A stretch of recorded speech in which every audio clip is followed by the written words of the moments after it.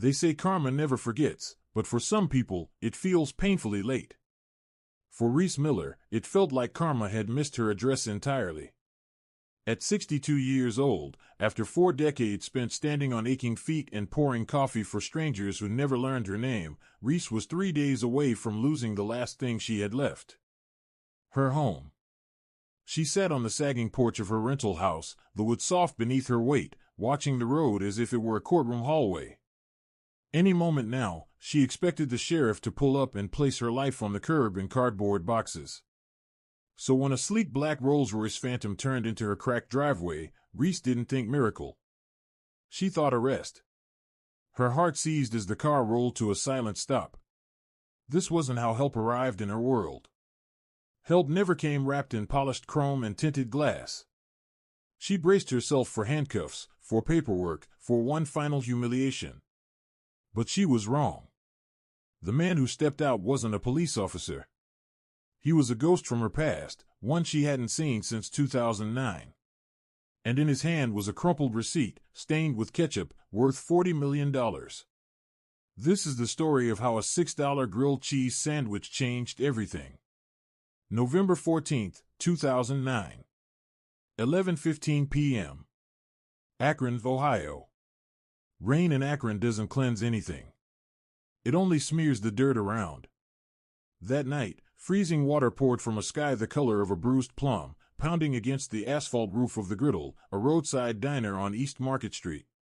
The place smelled permanently of burnt onions, stale grease, and floor wax, odors so soaked into the walls they felt eternal. Reese Miller checked the clock for the 4th time in 10 minutes. The neon circle buzzed loudly, louder than the refrigerator, louder than her thoughts. She adjusted her apron, the stiff fabric biting into her waist, wider now than it had been years ago, shaped by decades of meals meant for the trash. At 32, Reese already L'd 50. Her blonde hair was pulled back with a fraying scrunchie. Her orthopedic shoes, ugly, practical, and worn, were the only expensive things she owned, purchased out of necessity, not choice. "Hey, princess," a voice snapped from the back. Less staring at the clock. More wiping the counter. "I'm not paying you to meditate." The word scraped down her spine like sandpaper. They belonged to Big Ed Kowalski, the owner of the diner. A man shaped like a thumb, with a temper shorter than his neck. He sat in the back booth, the boss's booth, counting cash from the lunch rush, greasy fingers snapping bills into neat piles. "I'm on it, Ed," Reese replied, her voice already raw from the shift. She sprayed the laminate counter with blue disinfectant, scrubbing away the sticky rings left behind by coffee mugs. But her mind wasn't on the counter. It was on the envelope. Pink. Cruelly pink. Stuffed inside her purse, back in the locker room. The eviction notice. 2 months behind on rent. $600 due by Friday. Her ex-husband, Gary, had disappeared 3 weeks earlier, vanished with their savings, the television, and inexplicably, the toaster. All he left behind was a maxed-out credit card and a broken radiator, right as November settled in. Reese had $14.50 in tips in her pocket. The diner was empty except for Old Man Jenkins in the corner, nursing a single cup of coffee he'd paid for 3 hours ago. The jukebox sat silent. Rain hammered the plate glass windows while the grill hissed behind the counter. Arthur, the cook, a silent, chain-smoking fixture of the place, scraped carbon from the grill without looking up. Reese stared out at the street. The traffic lights blurred into orange streaks through the rain. A hollow ache opened in her chest. It wasn't just the poverty. It was the invisibility. She was a waitress. The person people looked through while reading menus. A moving part. A refill, not a human being with a past. If nobody comes in by midnight, I'm closing early, Ed barked. And don't expect a full shift. You clock out when the door locks. Understood, Reese murmured. She walked to the window and pressed her forehead against the cold glass, eyes closing. Please, she prayed, to a God she hadn't spoken to in years. Anything. A busload of tourists. A generous drunk. Just something. When she opened her eyes, there were no tourists. No drunk. But there was movement. Across the street, in the alleyway, two shadows peeled away from the brick wall. Small. Quick. Nervous. They moved like stray cats, darting across 4 lanes of traffic, splashing through puddles deep enough to soak their legs. Reese squinted as they reached the glow of the neon diner sign. Children. A boy, maybe 12 or 13. And a girl no older than 7. They weren't dressed for Ohio in November. The boy wore a hoodie 3 sizes too big, sleeves soaked and dragging. The girl wore a buttonless denim jacket over pajama pants tucked into rain boots. They stopped at the door. Reese watched them hesitate. The boy glanced up at the sign, open 24 hours. Then he looked at the girl, who was shaking so badly her teeth must have been chattering. Though Reese couldn't hear it through the glass, he said something to her, pulled her hood tighter around her face, and with terrified determination, pushed the door open. The bell jingled. A cheerful sound that felt completely wrong. Cold air rushed in, carrying wet leaves across the freshly mopped linoleum. The temperature in the diner dropped instantly. Reese froze. The boy stepped in front of the girl without hesitation, shielding her with his body. His face was streaked with grime, dirt, grease, and something dark and dried along his cheek. But his eyes stopped Reese cold. Piercing blue. Sharp. Intelligent. And far too alert for a child his age. The boy was sharp-eyed, far too alert for his age. Not curious. Not distracted. Watchful. The moment he stepped inside the diner, his gaze swept the room with a feral precision, counting exits, measuring distances, clocking Ed in the back office, Arthur at the grill. Every movement said the same thing: stay ready. We need a table, he said. His voice cracked halfway through the sentence, caught somewhere between childhood and something harder. Older. Ed didn't hear a boy asking for food. He saw risk. He looked up from counting his cash, squinting like he was inspecting trash that had wandered in. Heavy brows furrowed. No warmth. No curiosity.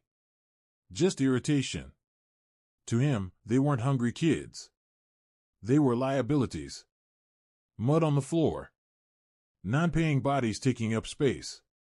Kitchens closed, Ed barked, even though the grill behind him was still sizzling.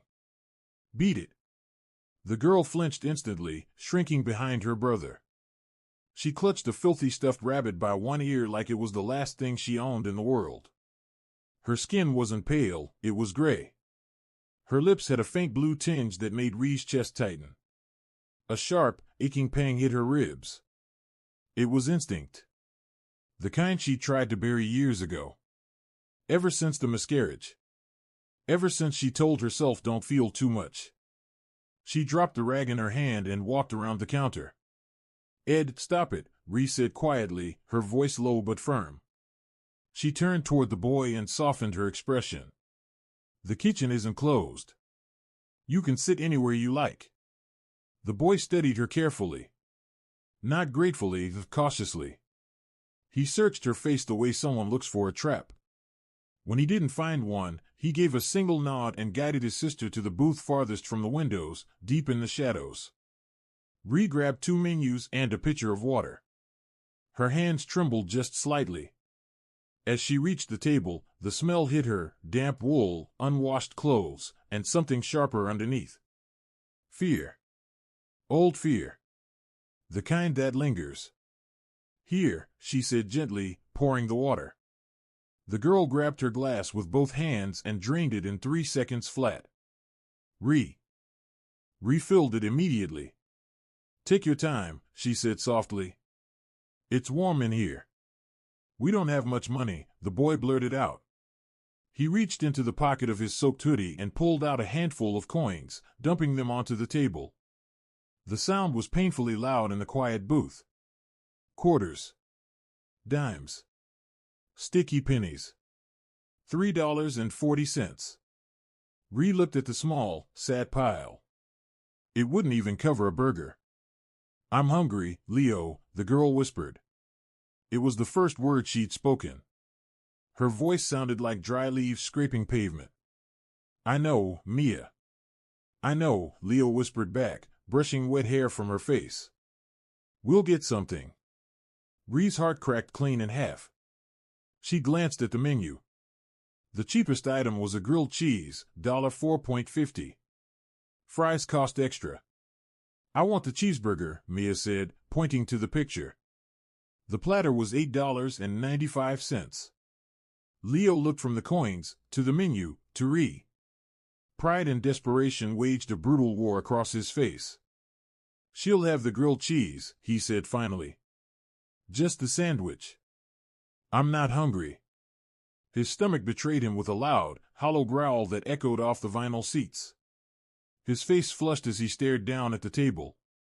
Ree closed her eyes for a brief second. She thought about the pink envelope in her purse. $14.50 in tips. If she paid for them, she wouldn't have gas money. She'd be walking 3 miles in the rain tomorrow. Then she looked at Mia's blue lips. At Leo's hand hovering protectively over his sister. You know what? Ree said, forcing a smile she didn't feel. You're in luck. It's Tuesday. Kids eat free night. Leo's head snapped up. Suspicion flashed instantly. I didn't see a sign. We just started it, Ree said smoothly. Management hasn't put it up yet. You can order whatever you want. Burgers. Fries. Hot chocolate. Mia's eyes widened. With whipped cream? Double whipped cream, Ree promised. Hey! Ed's voice boomed across the diner. He was already waddling toward tea. Him, face red with anger. What are you doing, Ree? There ain't no kids eat free night. You think this is a charity? Leo slid out of the booth instantly, placing himself between Ed and Mia. His hand dipped into his pocket. For one terrifying second, Ree thought he might be reaching for a weapon, but his fingers only curled into a tight fist. Ed sneered at the coins. $3? That won't even cover the heat you're letting in. Get out before I call the cops. They're customers, Ree snapped, stepping forward. She was barely 5'4". Ed towered over her. But she didn't flinch. They're ordering food. They can't pay. I'm paying. She reached into her apron, pulled out every crumpled bill she had, and slammed them onto the table beside the coins. $15. That covers 2 burgers and 2 hot chocolates. Now go sit down and let me do my job. The diner went dead silent. Arthur leaned out from the kitchen. Old man Jenkins froze mid-sip. Ed stared at the money, then at Ree. His face darkened to a dangerous purple. He snatched the bills and shoved them into his pocket. Fine, he spat. But if they make a mess, you're cleaning it with your toothbrush. And don't expect any more shifts this week. You just bought yourself a 3-day suspension. He stormed back to his office and slammed the door so hard the napkin holders rattled. Ree stood there, breathing hard. 3 days of pay. The rent money. The end. She turned back to the kids. Leo was staring at her, not with gratitude. With shock. As if he had just seen something he didn't believe existed. Why did you, he started, his voice low and unsteady. Ree swallowed, forcing a tired smile. Because you're hungry, she said softly. And sometimes, that's reason enough. Why would you do that? The boy asked softly. His voice carried suspicion more than gratitude.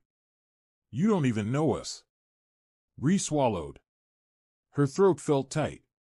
I know you're hungry, she said, her voice trembling despite her effort to steady. Sit down. I'll make you some hot chocolate. She turned toward the kitchen before either of them could refuse. Her hands shook as she scooped the cocoa powder, the metal spoon clinking too loudly against the tin. Tears stung her eyes, threatening to spill. Don't cry, she told herself. Not in front of them. When she returned, the table was suddenly full, massive burgers wrapped in paper, piles of fries steaming into the cold diner air, and oversized mugs of hot chocolate crowned with melting whipped cream. Ree didn't sit. She stood nearby and watched. They didn't eat like children enjoying a treat. They ate like survivors. It was frantic, almost desperate, hands moving fast, jaws chewing nonstop, as if the food might disappear if they slowed down. Ketchup smeared across Mia's face, bright red against her pale skin. Leo devoured half his burger, then froze. He carefully wrapped the other half in a napkin and slipped it into his pocket. "Eat it all, honey," Ree said gently. "I can make you another one to take with you." Leo looked up at her, guarded even now. "We can't pay you back." Ree shook her head. "I didn't ask you to." 20 minutes later, the plates were empty. Outside, the rain had softened into a thin drizzle, tapping quietly against the windows. Leo stood and wiped his mouth with the back of his hand, then carefully lifted Mia down from the booth. "Thank you," Mia whispered, wrapping her arms around Ree's leg. The girl smelled like rain and dirt, and underneath it all, warm cocoa. Leo stepped closer. Now that he'd eaten, he looked older somehow. More serious. He reached into his pocket. Ree thought he was pulling out the saved burger. Instead, he unfolded a small piece of paper and pressed it into her palm. "What is this?" she asked. "Collateral," Leo said. His eyes locked onto hers, steady, intense. "My name is Leo Vance. This is my sister, Mia. We're going to Chicago to find our aunt. And I never forget a debt. Ever." "Leo," Ree said softly, "it was just a burger." "It wasn't just a burger," he said fiercely. "You saved us." "Nobody saves us." He grabbed Mia's hand. "Come on. We have to move before the blue car comes back." And just like that, they were gone. The bell above the door jingled once. The door swung shut. Ree stood alone in the middle of the diner, beside a dirty table, with an empty apron, and a suspension waiting that would soon cost her everything. Slowly, she looked down at the paper in her hand. It wasn't a diary page. It was an old Polaroid photograph, creased and faded. A beautiful woman stood beside a very distinctive car, a vintage 1960s Rolls-Royce Silver Cloud. On the back, written in messy handwriting, were the words, "Property of the Vance Family Trust. If found, call 555-0199. She didn't call. She didn't believe it was real. She tucked the photo into her pocket, finished her shift, and walked the 3 miles home in the rain. 2 weeks later, she lost her apartment. 2010 to 2019. The lost decade. The years after that rainy night didn't bring karma. They brought gravity, the kind that pulls everything downward. 2 weeks after feeding Leo and Mia, Ree was fired. Ed didn't even face her. A note was taped to her locker, accusing her of theft. He called the free meal stealing. With no reference and the economy collapsing, she spiraled fast. By winter of 2010, Ree was sleeping in her 1998 Ford Taurus, parked behind a Walmart. She learned the rhythm of homelessness, washing her hair in McDonald's sinks, layering 3 pairs of socks to keep her toes from turning blue, and standing invisible in food pantry lines where she used to be the one serving plates. By 2012, she scraped together enough to rent a converted garage on the edge of town. No insulation. Bare concrete walls. She took a job at Patty's Pancake House, worse uniforms, smaller tips, polyester that didn't breathe. Re-aged. Not gracefully. Slowly eroded. Decades of standing on concrete floors destroyed her knees. The free clinic Dr. C. alleged severe osteoarthritis and suggested knee replacement surgery. It might as well have been a trip to the moon. The surgery cost $40,000. Ree had $400 in a coffee can. She swallowed ibuprofen by the handful, 4 at a time, just to survive a 6-hour shift. Through every move, from her car, to the garage, to a mold-filled basement apartment in 2015, she kept the Polaroid. She taped it to a mirror. The image faded into sepia, but the phone number remained uncalled. Some nights, when the pain kept her awake, she whispered to it. "I hope you made it to Chicago, Leo," she'd say. "I hope you got that hot chocolate." She never believed the trust was real. She kept the photo not as hope, but as proof. Proof that once, in a world that treated her like trash, she had saved someone. Then came 2020. The pandemic was a crisis for the world. For Ree, it was a breaking point. Patty's Pancake House closed. And this time, it never reopened. They told her it would only be 2 weeks. Just 14 days. A temporary shutdown. But some doors don't reopen, and when they closed, they quietly erased her life. In March of 2020, the place she worked shut down temporarily. It never came back. Reyes was 60 years old when that happened. She had no computer skills, no savings, and a back that screamed in pain every morning before her feet even touched the floor. She applied for unemployment like everyone told her to, but the system was jammed solid. Paperwork disappeared. Checks never arrived. Weeks turned into months, and months turned into silence. Within 3 months, her savings were gone. She started cutting corners the only way she could. First, meat disappeared from her grocery list. Then fresh vegetables. Eventually, her meals became the cheapest thing she could find: rice, beans, discounted bread with yesterday's date stamped on the bag. She told herself it was temporary. Everything was temporary now. To survive, she took whatever work her body would allow. She cleaned houses. For people who wouldn't look her in the eye, scrubbing their floors while wearing a suffocating mask that made each breath feel earned. She walked dogs for wealthy families up in the heights, dragging her aching legs up steep hills for $10 an hour, smiling politely while her joints burned. It still wasn't enough. It was never enough. By 2023, Reyes had fallen as far as she could fall without disappearing completely. She moved into a decaying rental house on Miller Road. Calling it a house was generous, it was more like a shack. The wood siding was rotted through. The roof leaked into plastic buckets whenever it rained. The porch leaned so badly it looked ready to collapse. But the rent was $600, and the landlord, a slumlord named Mr. Gorski, didn't bother with credit checks. That was the only mercy she got. She wasn't living anymore. She was surviving, though barely.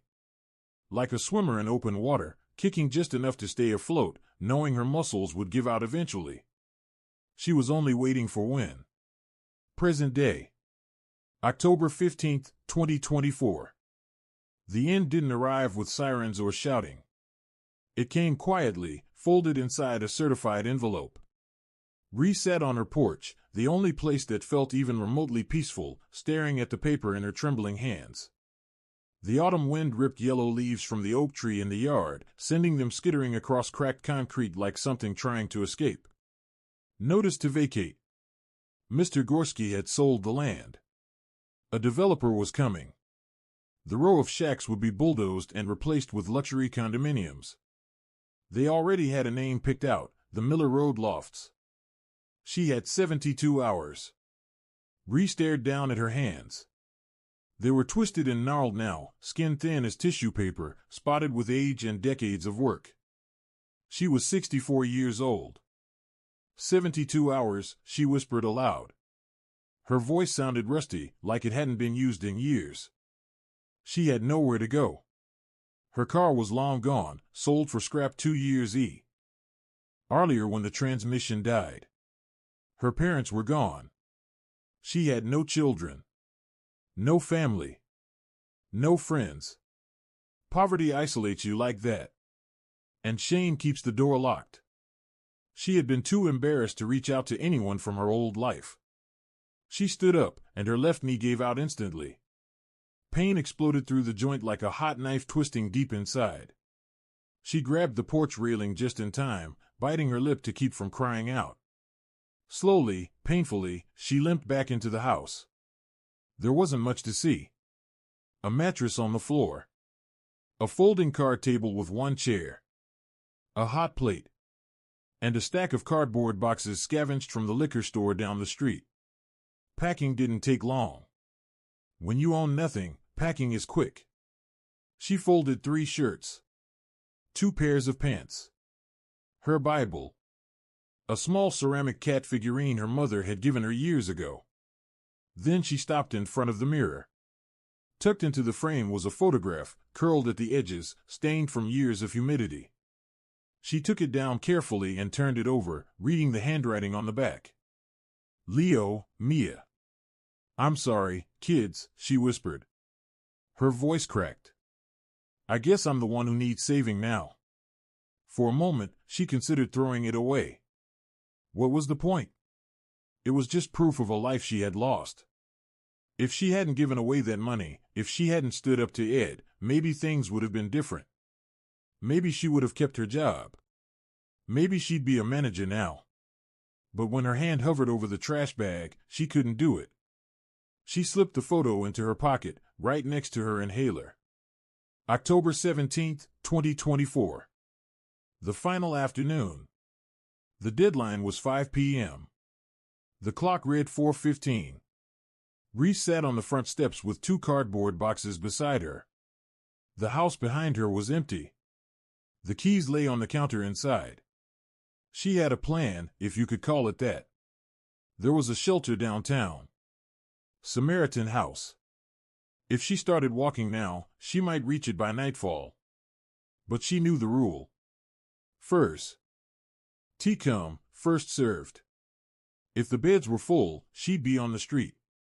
Rain began to fall again. Cold. Miserable. The same kind of rain from that night back in 2009.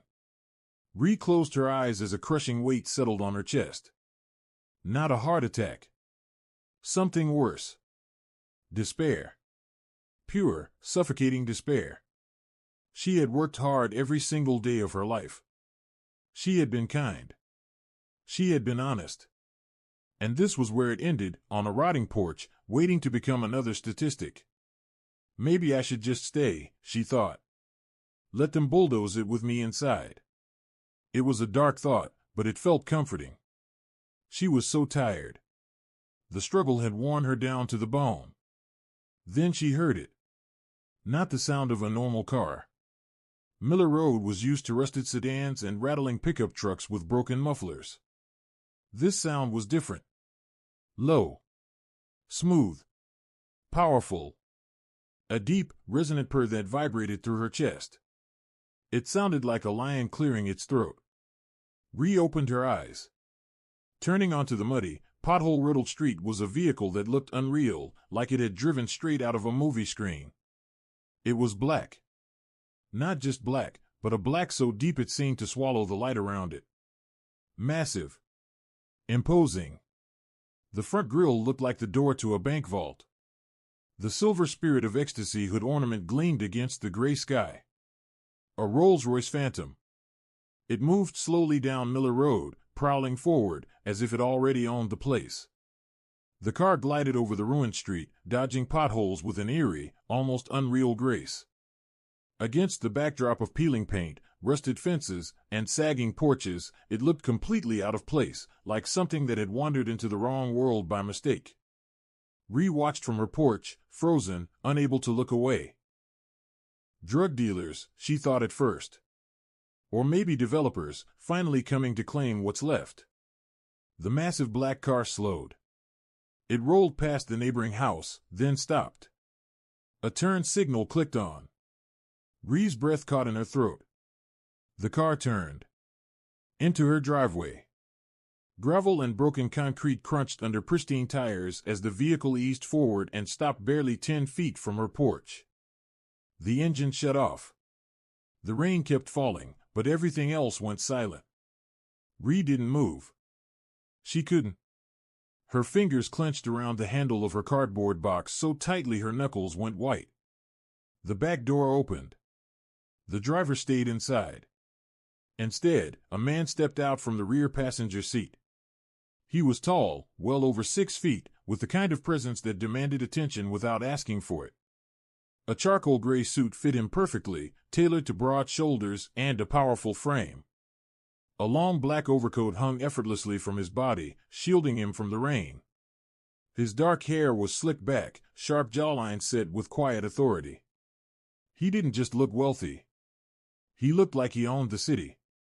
He opened a black umbrella and walked toward the porch, not even hesitating as his polished shoes splashed through a muddy puddle. He stopped at the bottom of the steps and looked up. Ree met his eyes. And the breath left her lungs. Blue. Piercing. Intelligent. Striking blue eyes. The same eyes that had scanned the diner for exits 15 years ago. The man didn't smile. His gaze dropped to the boxes stacked beside her. Then to the eviction notice taped crookedly to the door.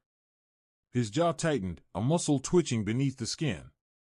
Slowly, he reached into his coat pocket. Ree's heart hammered. She expected a wallet. Instead, he pulled out something small, fragile, wrapped in plastic. He carefully peeled it open. Inside was a dry, half-eaten cheeseburger bun, hardened with time, petrified, nearly stone. He held it up. "I believe," he said calmly, his voice EP and smooth, "that I still owe you for the other half of this." Ree shot to her feet, her hand flying to her mouth. "Leo." For the first time, the man smiled. It wasn't the scared, guarded smile of a boy in a hoodie. It was the confident smile of a man who had survived, and won.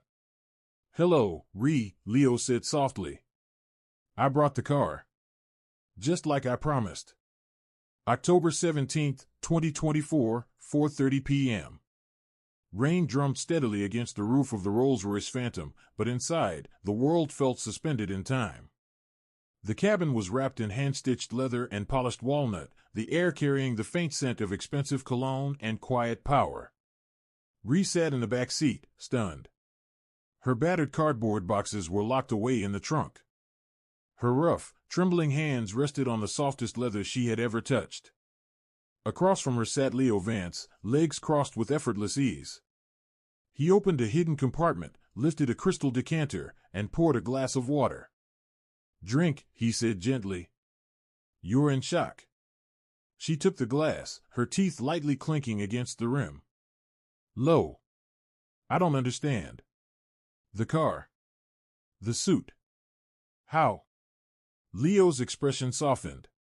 The hardened corporate exterior faded, revealing the boy who once shielded his sister in a diner booth.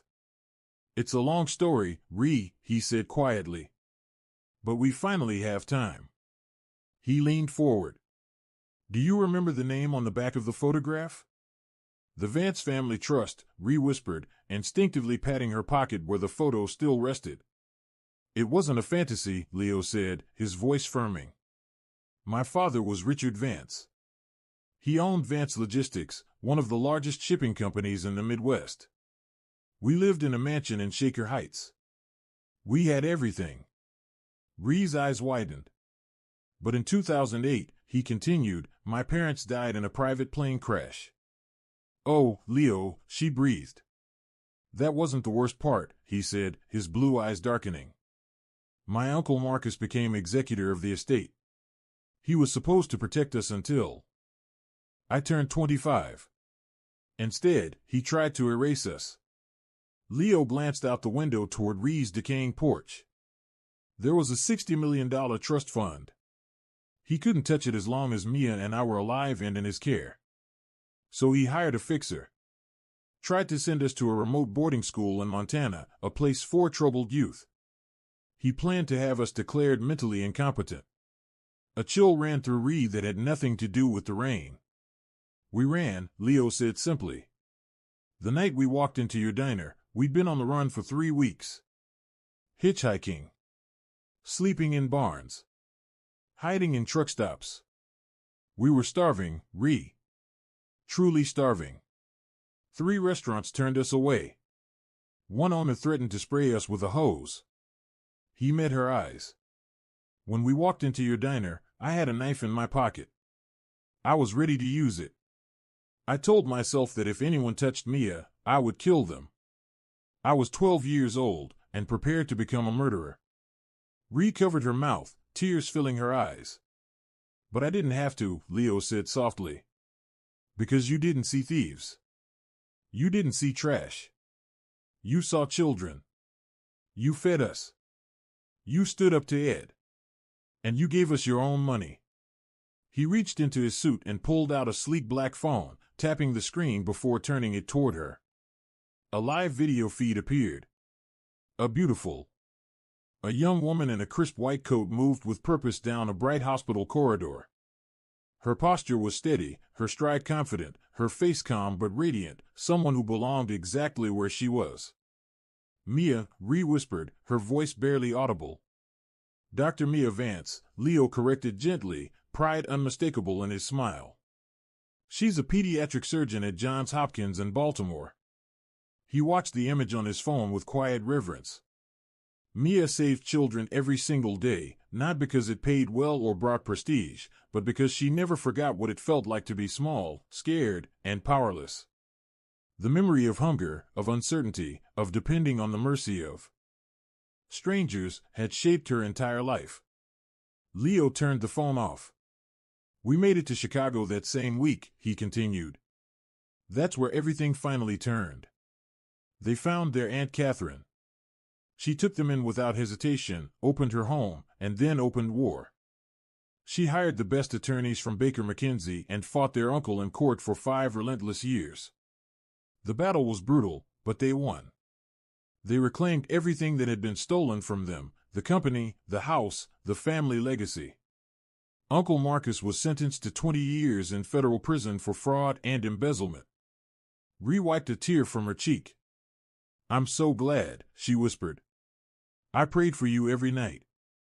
We looked for you, Leo said quietly, regret heavy in his voice. 4 years.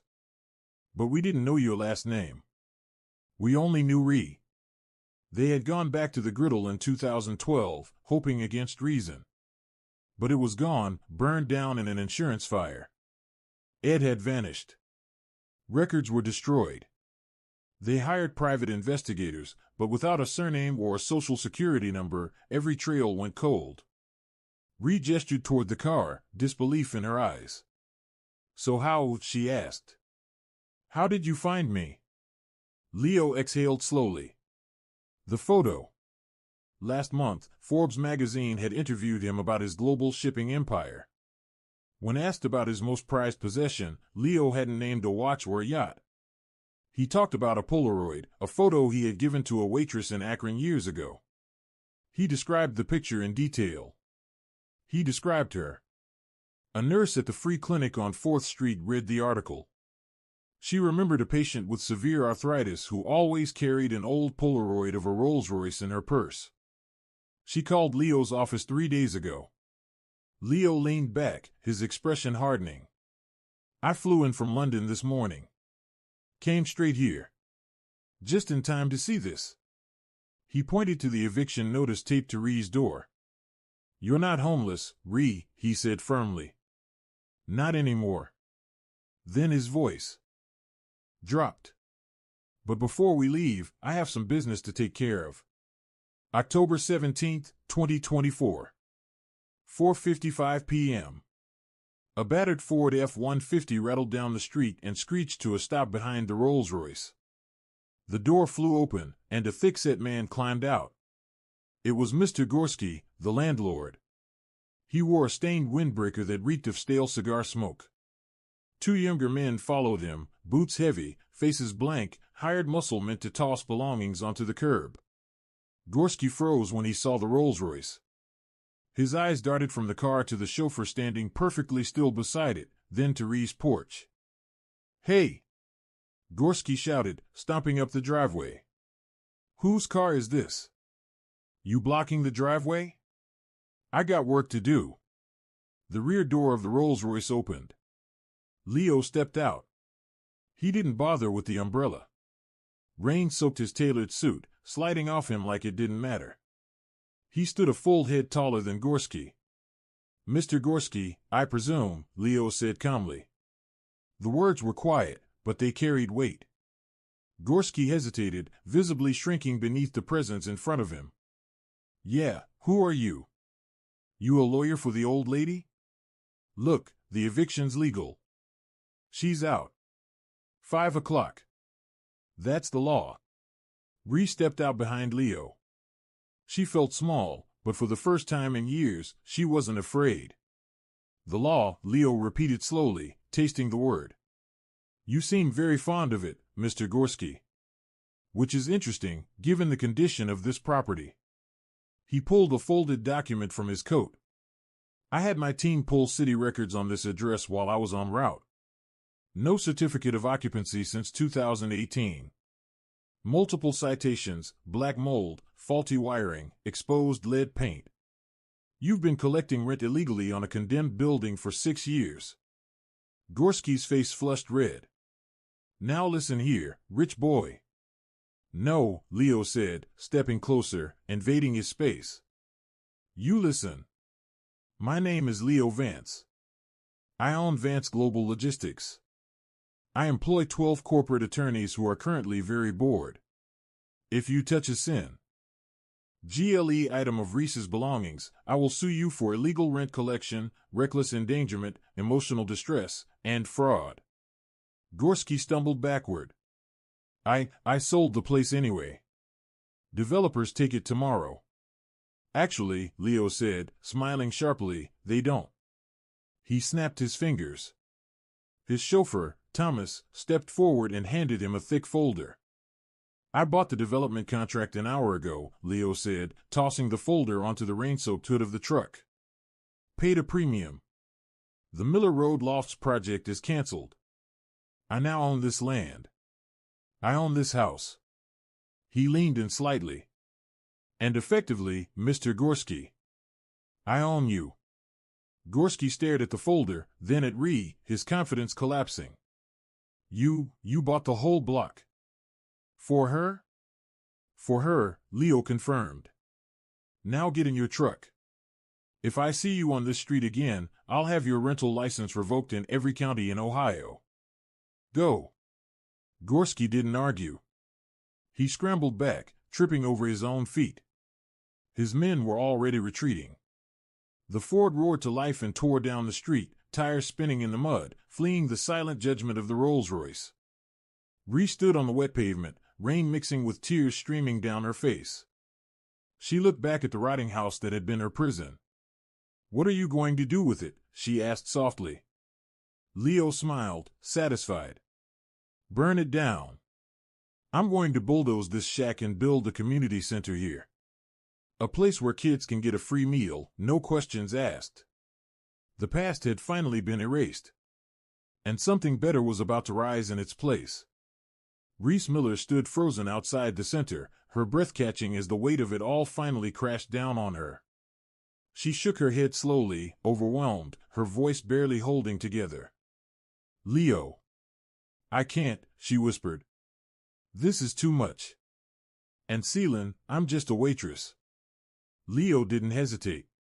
He turned toward her and took both her hands in his grip steady and reassuring, warm in a way she hadn't felt in years. He looked her straight in the eyes. You're not just a waitress, he said firmly. You're the woman who saved my life for $6. You invested in me when the entire world had already decided I wasn't worth anything. Tonight, I'm just paying back the dividends. Before she could respond, Leo opened the back door of the Rolls-Royce once more and gestured inside. Get in, Ree. We have a flight to catch. A flight to Baltimore, he added gently. Mia's waiting. She cooked dinner herself. And I believe she promised you hot chocolate, with double whipped cream. Ree's chest tightened. She looked back one last time at the quiet street behind her, the place where loneliness had nearly swallowed her whole. Then she looked at Leo, the boy from the past who had returned as her rescue. Okay, she whispered. Let's go. The car pulled away, gliding silently through the rain. In that moment, Reese Miller left her poverty behind forever. But the story wasn't finished yet.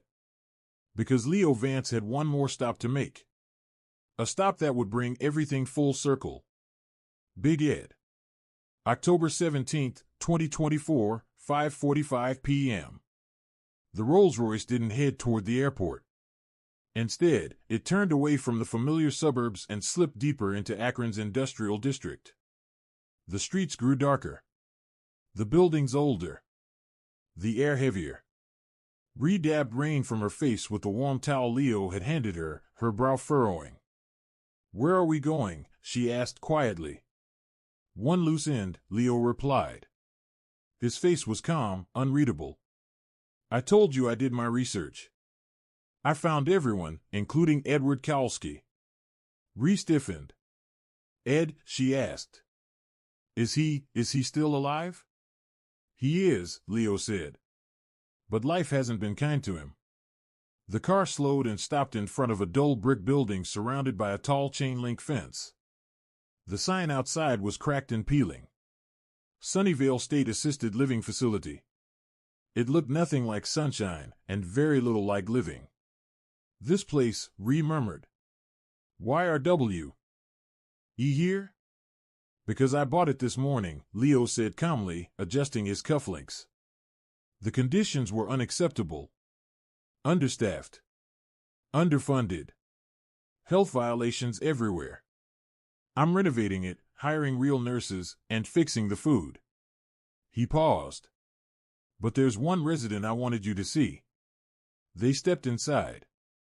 The smell hit Ree instantly: ammonia, boiled cabbage, and something heavier. Despair. It was the familiar scent of neglect.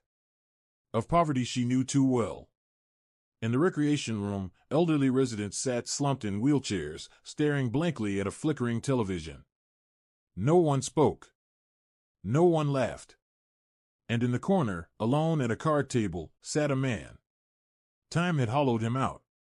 The massive figure he once was had shrunk into sagging skin and brittle bones.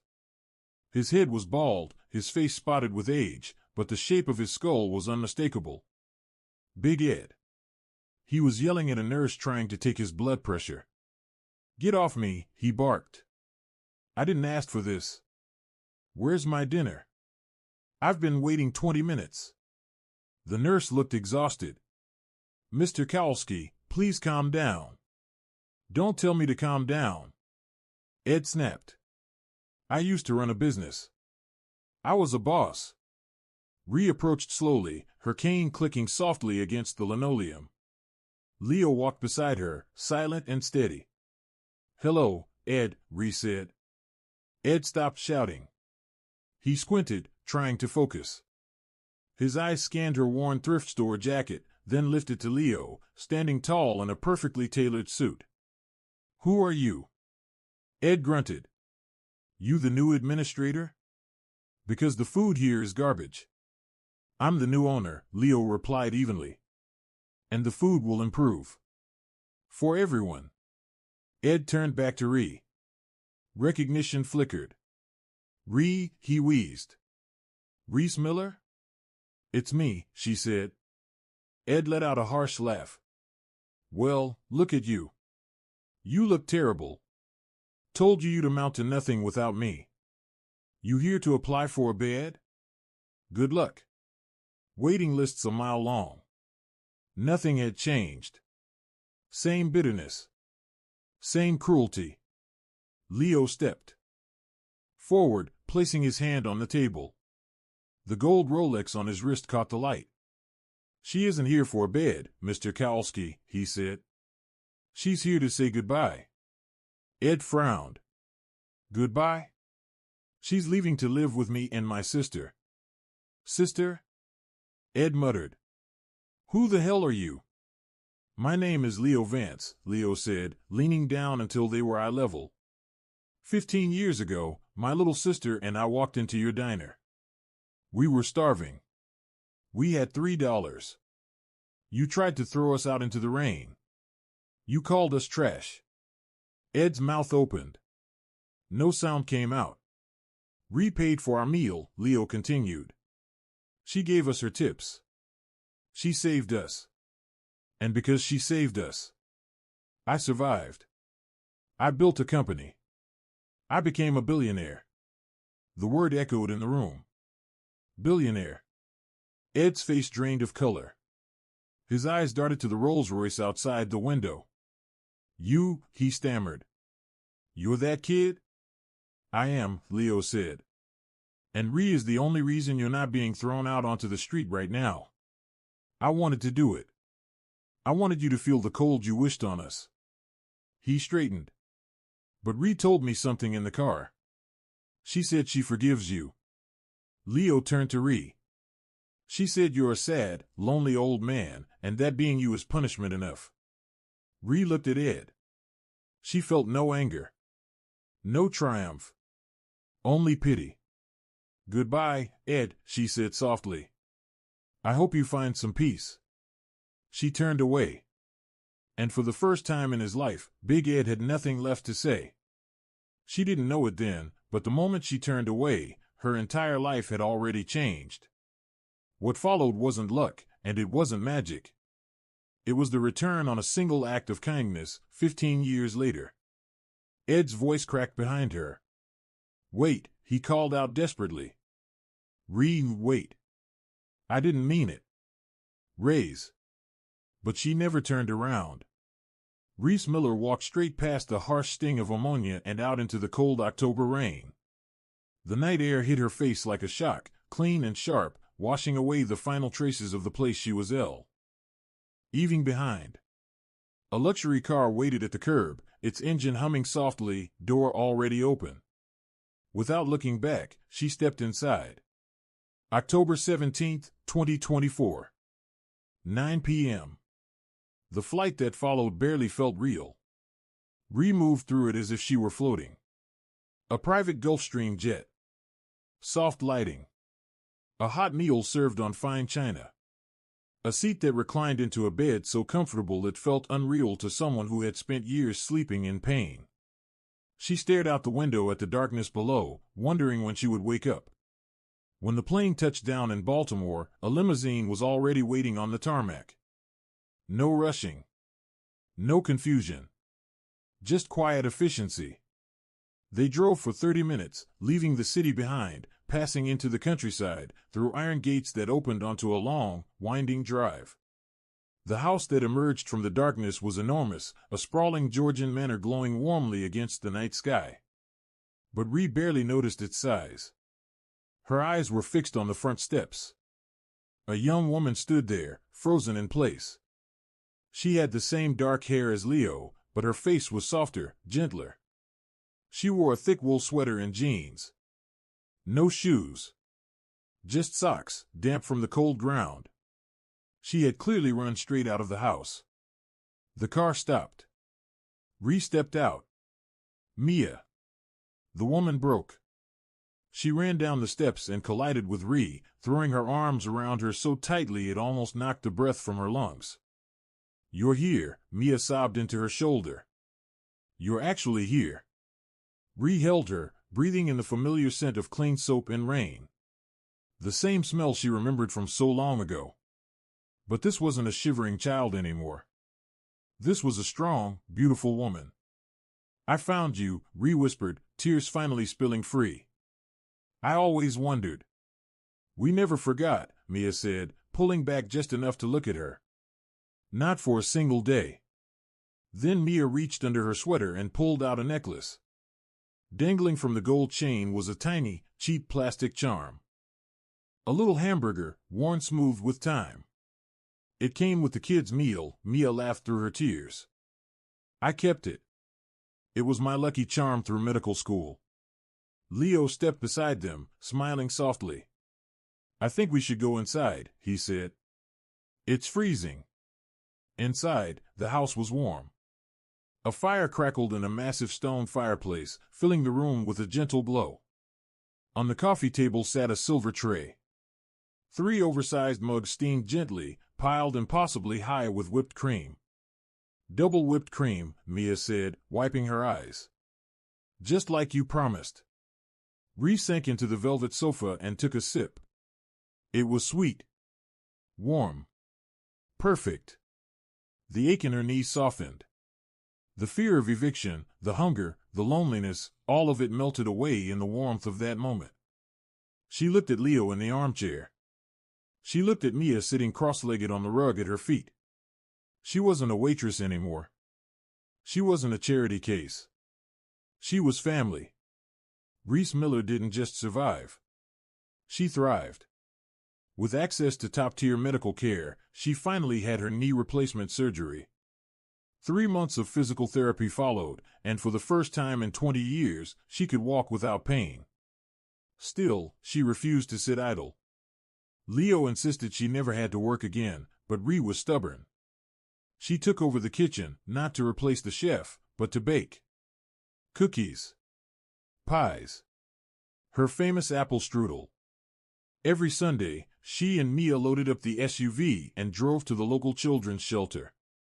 They didn't just drop off food. They served it.